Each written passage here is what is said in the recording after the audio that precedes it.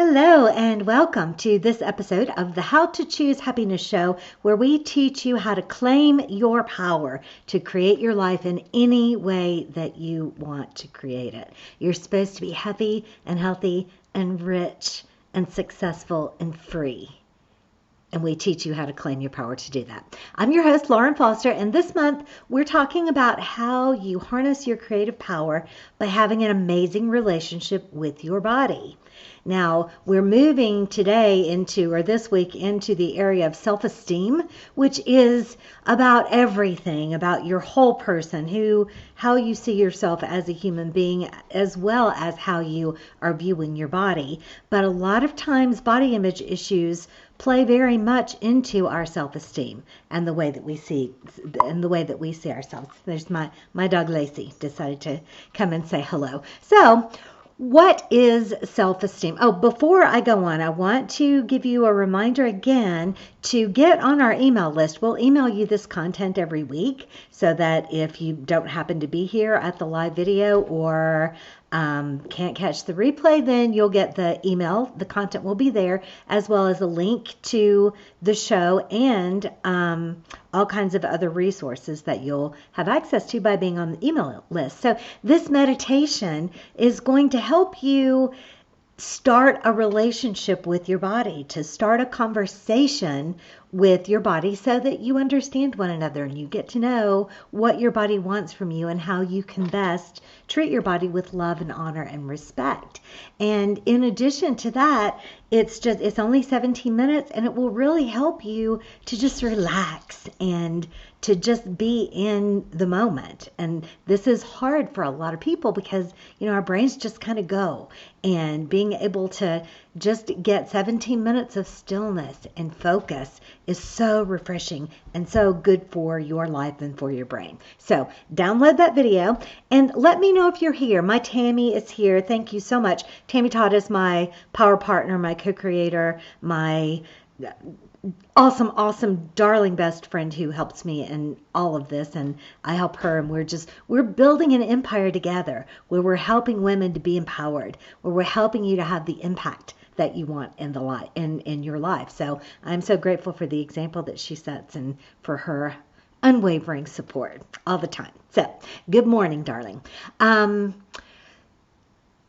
Give me a 1 if you're watching this video. Just put 1 in the comments. It's easy. It'll take you 2 seconds to let me know if you're watching live.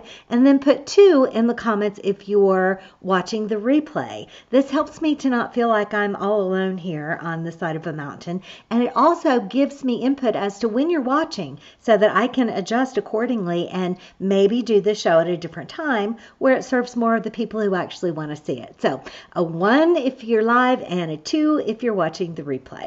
So what is self-esteem? If you look up self-esteem in the dictionary, it says confidence in one's own worth or abilities or self-respect. So it's who you are, how you see yourself, what you think you are worthy of and deserving of and capable of, your level of confidence. Now, in my school, Mary Morrissey's Life Mastery Institute, where I got my life coach certification, she taught us that you cannot grow beyond the edges of your own self-esteem. So that means that if you want to have a bigger, better, happier, healthier, more abundant life, then you have to become a bigger, better, happier, healthier, more abundant person. So being able to create a vessel that's able to hold all of these things that you're dreaming and imagining for yourself, that's the work that we're doing in building our self-esteem. And that I didn't plan this for this lecture, but for some reason it just popped into my head, and it's the either or thing. Either I can be a good mom or I can be a happy, healthy person. Get that either or mentality out of your head, because you can always have both. This is an abundant universe. Your potential is unlimited. Your resources are unlimited. There is a way for you to be there for all the people that you love and to meet their needs in the way that your soul demands, and also to have your own needs met and your own cup continually filled up and overflowing. So Just ask the simple question, how can I be who I want to be for the people that I love and meet the needs that I've agreed to meet for them, and also have my own needs met? Be curious about it. Be open to the answers to that. And beyond all, believe that that's the truth. Believe that that's the truth. It's yes and. It's not either or. So, how do you know if you have a healthy self-esteem or not? Here are some suggestions that will kind of help you to figure this out. One of them is, how do you accept compliments? If somebody gives you a compliment on your hair, or your dress, or your attitude, or your work, or anything at all, do you give them a giant smile and say thank you? Or do you go, no, not me, and, deflect that phrase? So you can guess which is the picture of the self-confident person with a very healthy self-esteem. Is the one that accepts and gives compliments joyfully and graciously and gracefully, and accepts that as your due. I know that I'm beautiful, and I'm glad that you think so too. That's the idea of a healthy self-esteem. Now, that's not that easy, because we've been taught, especially as Southern women, that you don't toot your own horn, that you're all full of yourself if you're accepting and acknowledging and believing that you're beautiful, believing that you're sexy, believing that you have a lot to offer the world. So that is a paradigm, and we're going to talk about paradigms in this show today too, but that's a paradigm that has been put into our brains by a society that is serving something different than your own empowerment. So let all of that go, and let the judgers and the people that are going to call you all that and all full of herself, let those go. Let those go by the wayside, and align yourself with an inner circle that is going to applaud your self-confidence and your self-esteem and say, hell yeah, honey, you are just as great as you think you are, and even better. And, holding up a mirror to the people that you love that reflects who they're becoming, not holding them to what they were in the past or even what they were today. So being loving and supportive and appreciative of yourself, and surrounding yourself with people who are also loving and appreciative and believers in you, is a wonderful, wonderful way of increasing your self-esteem. So what is another way? Are you in love with your body? Do you look and feel amazing and love the way that you're moving through life? Or are you saying things like, oh, everybody feels bad and gains weight when they get older? Are you just allowing those untrue beliefs to be in your brain? Or are you claiming a different way? Are you saying, no, that way is not for me. I don't care if I'm 54 or 64 or 94.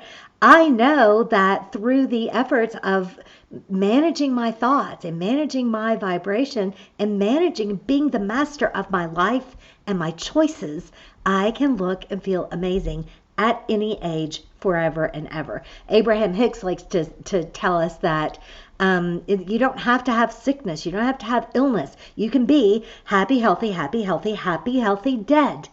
And that's what I aspire to. So, are you settling in any area of your life because you think that that's all there is or all that you deserve? And you said, think about this. Are you at work just not enjoying yourself, not making the money that you want, not getting the appreciation that you want, not having freedom in any way, form, or fashion in your work?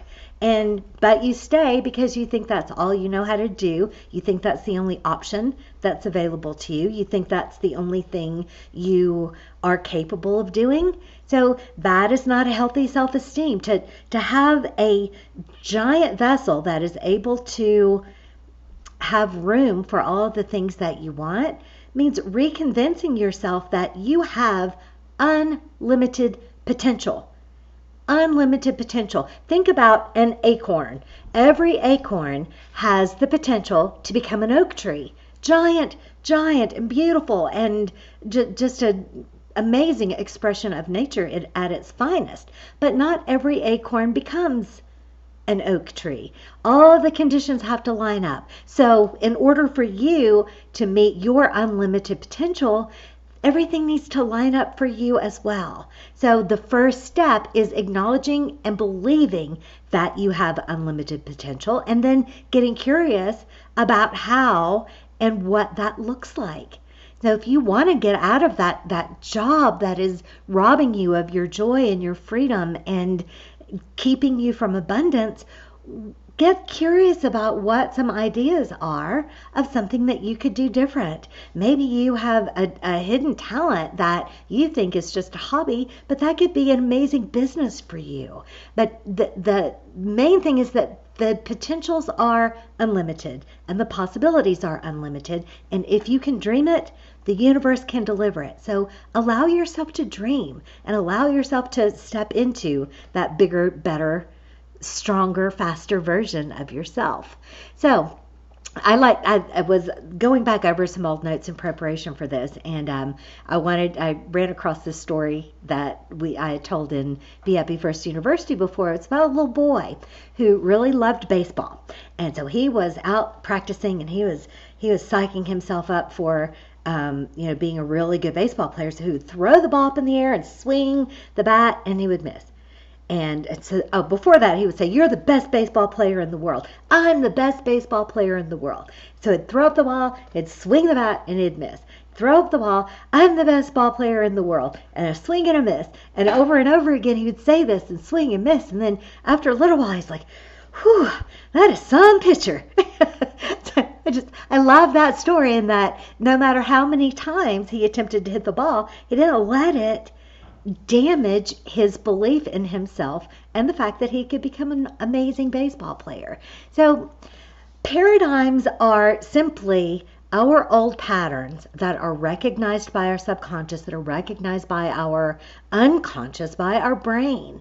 And our brain wants to keep us in those patterns for, there's all kinds of biological reasons for our survival, for one thing, but just old stories and old tapes that are playing that are keeping us from doing the things that we want. And whenever you start trying to step outside of your comfort zone and step into your area of growth, your paradigms will pull you back, and they won't be obvious all the time about it. They won't be the obvious voice in your head that says, "Oh, you can't do this. You don't know how to do this." The things that talk you out of making that brave, bold choice. That's one way that your paradigms will show up. Another way is procrastination and distraction. Oh, yes, we're going to do that blog post. We're going to do that. We're going to write the book. We're going to do this action that is going to take us in the direction of our dream. But first we need to clean the house. First we need to organize the office. First we need to, do the dishes. And these will keep poking at us until we either find a way to barrel through them and switch them and turn them off, or until they win. And we give up and we settle back into our cubicle and we accept what is, and we stop trying to grow. And it happens to us all. I don't care what level of personal development you are at. I don't care how much training you've done, how much work you've done on yourself. These paradigms can sneak up on you. Personally, for me today, I am making some big leaps in both of my businesses and setting some big goals and some big challenges. And my paradigms kicked in today by a headache. I never, ever get headaches, and I woke up this morning with my head just pounding and my tummy just kind of churning. And so the paradigm is going, "Oh, you don't feel good, your head hurts, don't do this, you don't have to do this happiness show, it's your head hurts." And how do you get past the paradigm? You do it anyway. You say, "I hear you, paradigm, hear what you're trying to say, but that's not my wish for myself. That's not my intention for myself. I'm going to do it anyway."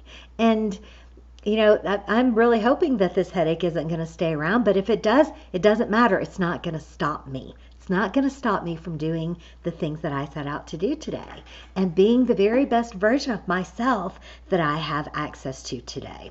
So those are some ways that you can kind of assess where your self-esteem is. And here are some steps that you can take to improve your self-esteem, to help change the picture that you have of yourself. One of them is that we've talked about a lot is to start your day with a series of I am statements. I am a successful entrepreneur. I am fit and healthy and strong. I am capable of accomplishing any goal. I can learn anything I need to learn to propel me in the direction of my dreams. So these I am statements that just start off your day in this way is so powerful. And then I'm going to save the really weird one for the end today. But the other, this is in our Empowerment Through Journaling works. You could, if you don't yet have that, go download that and use it. And the other exercises that are in there, there's I think 5 different journaling exercises that can be shorter as long as you like them to be. But they help you be the master of your perspective and your intention and of your self-esteem. So at the end of the day, write down your wins. Write down the things that you accomplished. So many of us, especially women, go to bed at night with our to-do list and all the things that are still left to do running through our heads, and that's how we go to sleep. Or worse, we don't go to sleep. We lay there and toss and turn and fret and worry over all the things that didn't get done that day and start a whole spiral of not having good sleep and therefore not having good health and not having good energy and not having, all of the things that go into your next day. So you let your to-do list that didn't get finished today ruin tomorrow and the next day and the next day. So instead of that, write down the things that you did accomplish. Give yourself credit for your wins. I don't care how big or small they are, you're getting a lot done in a day. You're just not remembering it. So if you can do this at the end of the day for 30 days, I promise you're going to feel better about yourself. You're going to go, oh my gosh, look at all the things that I do in a given month. I'm capable of anything. I'm capable of anything I can dream up. So now here's the weird sounding way of increasing your self-esteem, and I promise it feels just as weird as it sounds, but it works. Look at yourself in the mirror and give yourself a compliment. Practice looking at yourself, looking for something that you love about your appearance or your behavior or your character or anything at all. Give yourself a compliment and then practice saying thank you back. You're gonna be amazed at how after you do it a few times, it's going to feel better and better, and it's going to give you a really great feeling about yourself. And you're going to feel the edges of your self-esteem growing and expanding, and your self-confidence expanding, and your belief in your unlimited potential expanding. So that wraps up our month on how to use your relationship with your body to empower your life. I hope that these were helpful to you. If you have any questions or anything like that, reach out to us. I'm going to have a look in the comments here and see who's here, if there's anything.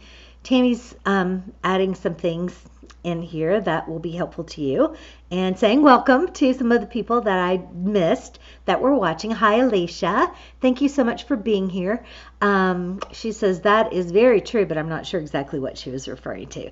So let us know how all of this is resonating with you, if there are other messages that you would like to hear, and how we can best be of service to you. We're going to be back next Tuesday at 11:30 Eastern Time, and we're starting a brand new month. The month of February is not about love. It's about money and your relationship with money, and how the energy and the feeling around money and your relationship with money and your ways of creating abundance are shaping your life, and how you can claim power over that part of your life and then parlay that power into the rest of your life. So I will see you next Tuesday at 11:30. Until then, remember that happiness is a choice, and you can always choose